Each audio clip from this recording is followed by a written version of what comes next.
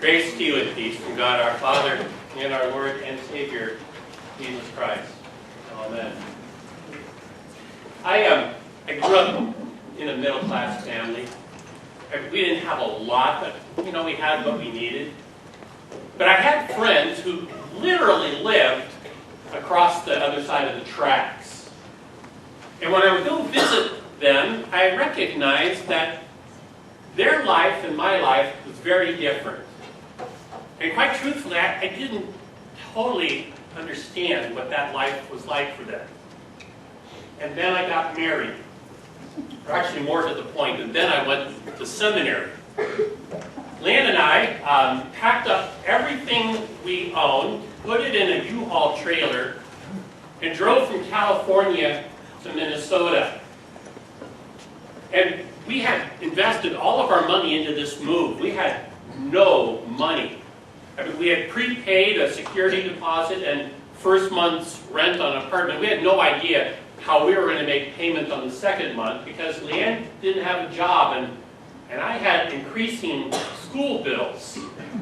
We were pretty poor. Did I mention to you we moved to Minnesota?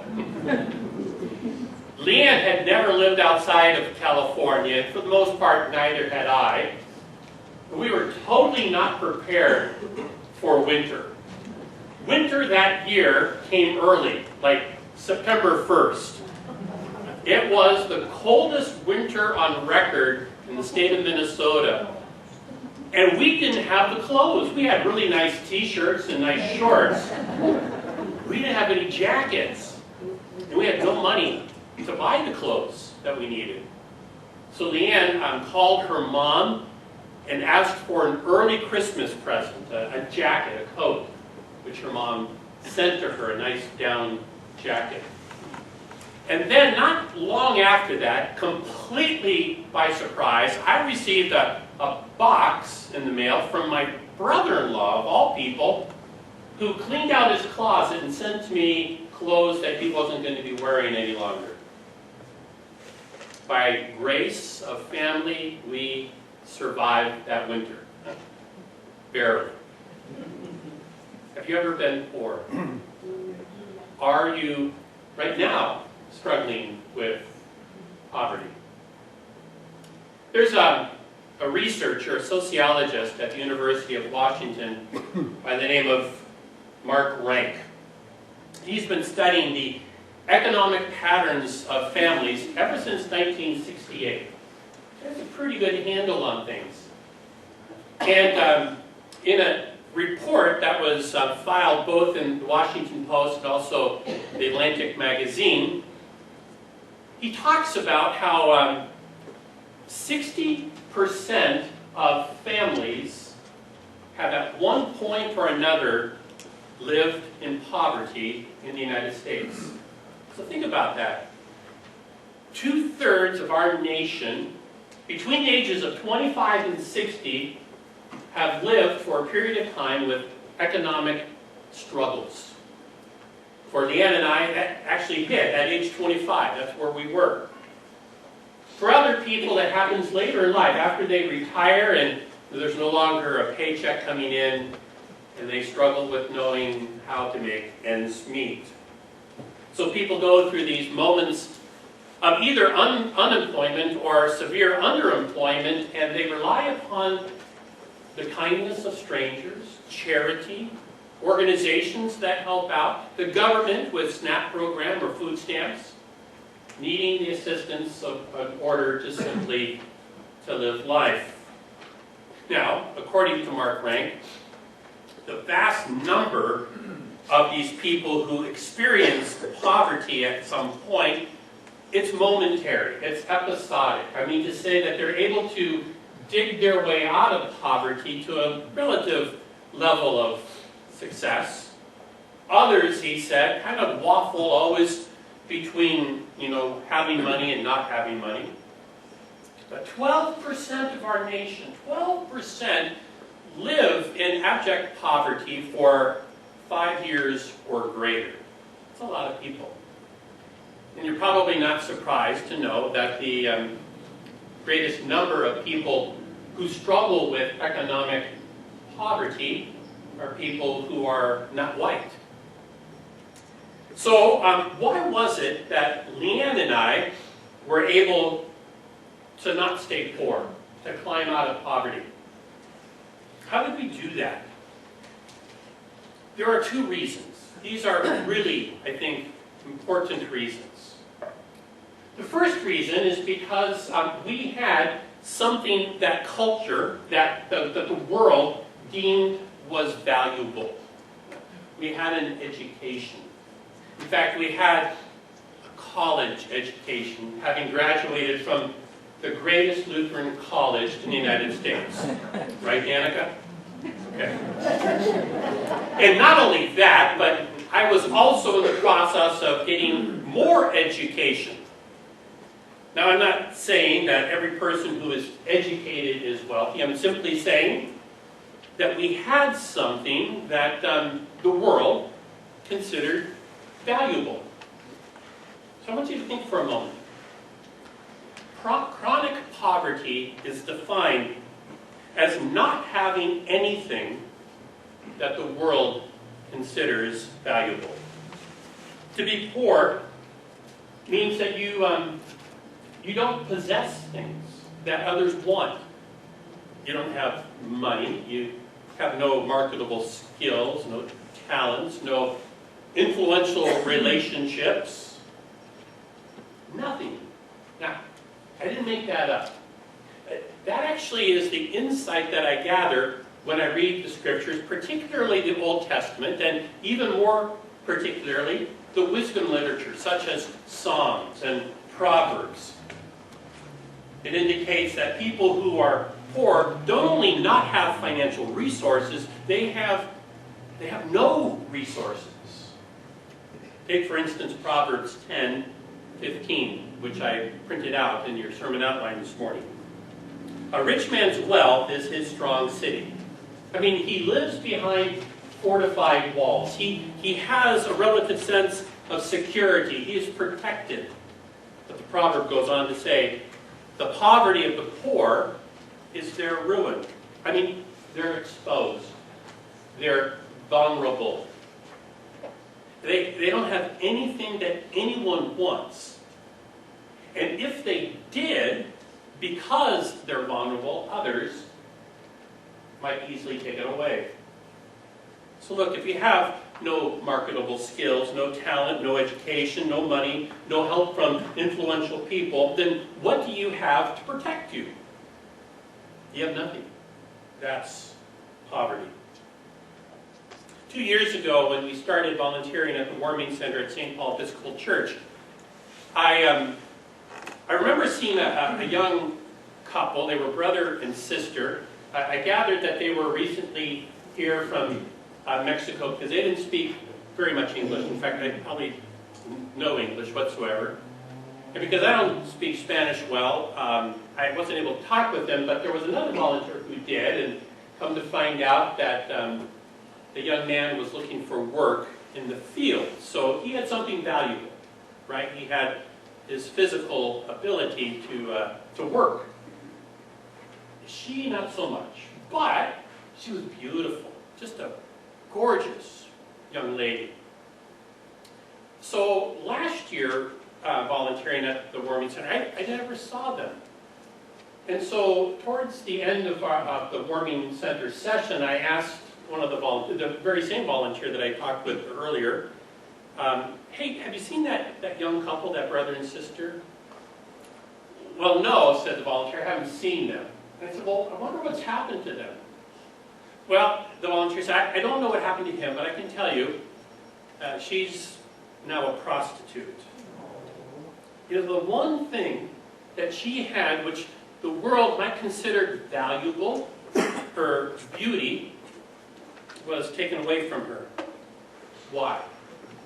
Well, because she was like a city without walls. Her poverty made her vulnerable. So again, why did Leanne and I not stay poor? Because first, we had something others considered was valuable, like an education, like marketable skills, like the ability to be able to borrow money, and because of relative beauty. You're supposed to laugh at that. My wife had it, not I. But we also had something else. There was a second thing that we had. We had family. We had family. We had Leanne's mom, who was able to send her a warm coat. And my brother-in-law was able to send me, hand-me-down clothes. But I would be negligent to miss the opportunity to say that I had aunts and uncles and cousins living in the Twin Cities, through which we received meal after meal after meal. We had family. A couple of months ago, I had a chance to listen to a guy by the name of Alan Graham. Alan Graham is the founder and CEO of Mobile Loaves and Fishes in Austin, Texas. His organization, the mission statement of his organization is this: they're committed to providing permanent, sustainable solutions for the chronically homeless while surrounding them with compassion, love, and dignity. In addition to providing meals, of which they've already provided over 5 million meals, they've also created what's called Community First Village. It's a 27-acre master planned development that provides affordable and permanent housing for the homeless. Remember Alan Graham saying the following. He said, the family is the original cell of our society, the place where you and I were created, and the place that we go to in order to be formed and nurtured. Then he went on. What happens when a nuclear bomb is thrown in the middle of that? He says, anthropologically and biblically, it used to be then that the village would step in and take care of the family members. But, he said, over the past 3 and 4 generations, we've abdicated that responsibility to City Hall and to state government and to Washington, D.C. And then Graham said, but here is the beauty of what they're doing in Austin, Texas. They are creating a model for a community, empowering communities into a lifestyle of service along with and alongside of homeless brothers and sisters. You see, Graham and his associates say that housing will never solve homelessness, but community will. It's about creating connections. It's about redefining family for those who have no family. It's about helping those who believe or have been led to believe that they have nothing of value in this world to understand that they are people of value in the eyes of God. And it's about developing people who have lived as cities without walls to become communities because of their relationships with one another, to become strong cities together. Jesus said that he came to preach good news to the poor. That's what we heard Reagan read a few moments ago. I suspect that, based on the many times that Jesus spoke about the need to be cared for and also compassionate to the poor, meant that he wasn't talking just about the forgiveness of sins for the poor people. I believe that it has everything to do with creating ways that the poor might be recipients of good things, like those who are wealthy enjoy and take for granted, like warm shelters, like nutritious food, like having a place in which they belong. But that's the rub, isn't it? Where is such a place? Whose neighborhood is going to be the place where the poor can gather? The common response that you hear from others is, not in my backyard. And I understand that. Fear of vandalism, drug activity, unsanitary conditions, these things tend to not only bring down the housing value, but it also creates locations of danger and risk. So it seems we're kind of stuck in a catch-22. The best answer, evidently, for the poor is the development of healthy communities. But how do you create a community when no community is excited to have that particular community close by? Organizations, largely faith-based organizations, currently exist to help create healthy communities.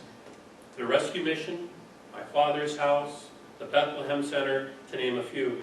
And in addition, Visalia Emergency Aid, Family Services, Habitat for Humanity, and CSED are valuable resources. But it's going to take more.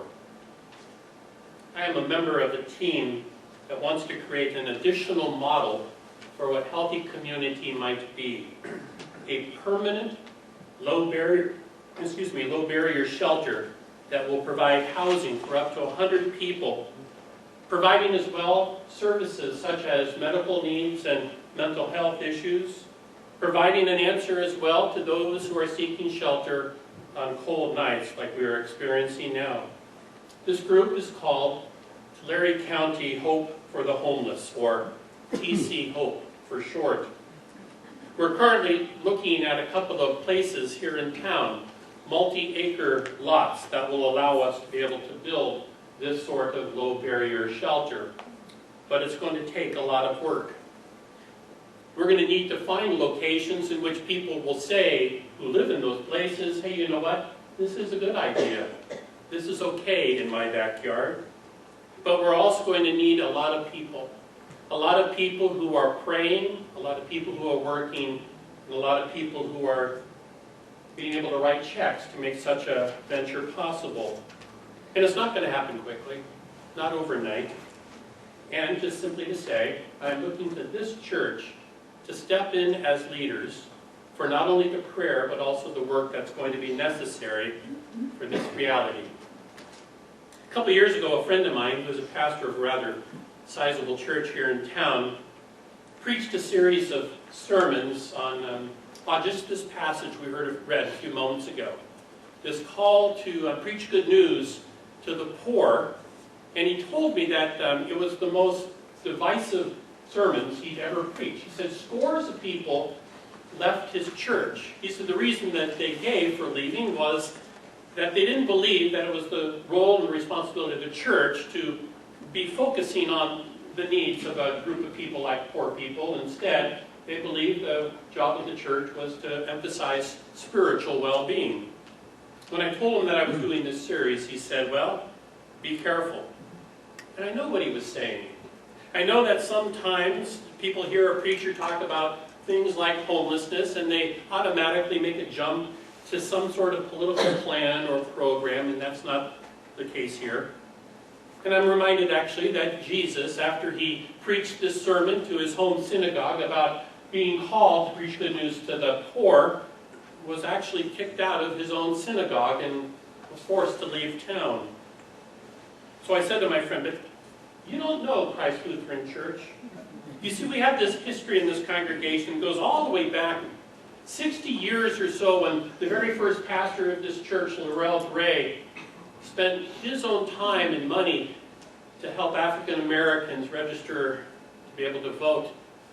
And then made friends with those who were in the farming industry to be able to help farm workers gain a better sense of life.